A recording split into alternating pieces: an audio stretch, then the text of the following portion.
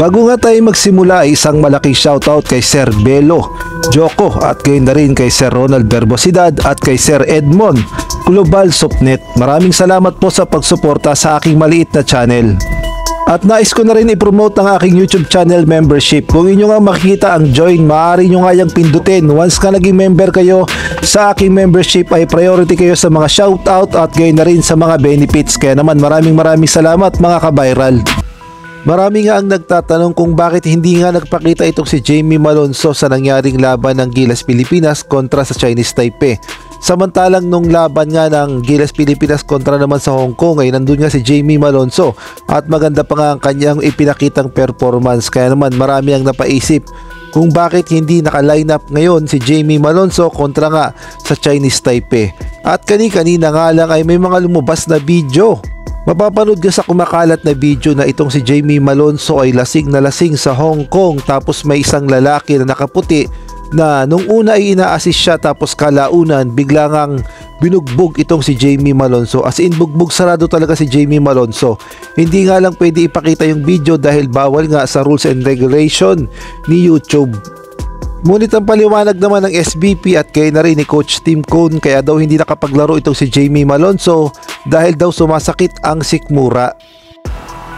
Samantalang ito namang si Justin Brownlee matapos nga matulungan ng Gilas Pilipinas sa first window ng FIBA Asia Cup Qualifiers kung saan nanalo nga tayo kontra sa Hong Kong at gayon na rin kanina lang ay nanalo tayo kontra sa Chinese Taipei. Malaking bagay nga ang presensya ni Justin Brownlee at ang kanyang pagbabalik at siya pa nga ang naging best player kontra Chinese Taipei.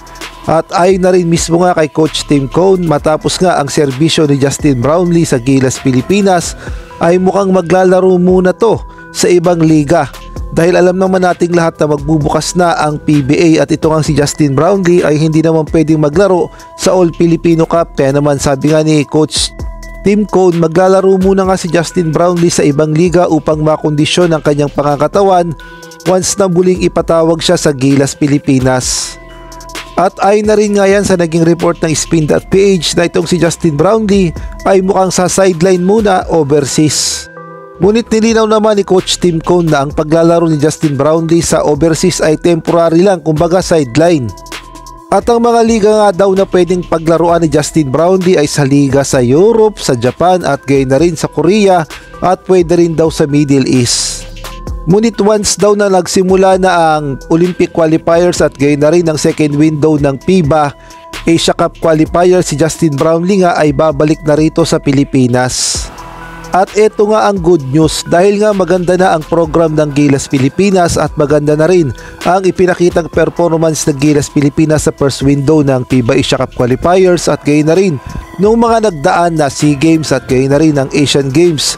Sa ngayon nga ay marami nang nakaka-interest dito sa Gilas Pilipinas na makipag-tune up at ang matindi pa dyan ay sa Europe pa iniimbitahan ng Gilas Pilipinas dahil kung ating ngang babalikan noon kay Coach Chot Reyes pahirapan pa ang Gilas Pilipinas na maghanap ng ka-tune up dahil yung mga European team ay umaayaw nga sa Gilas Pilipinas. Ngunit ngayon ang mga European team na nga ang nagyayaya o nag-i-invite sa Gilas Pilipinas sa isang tune-up game.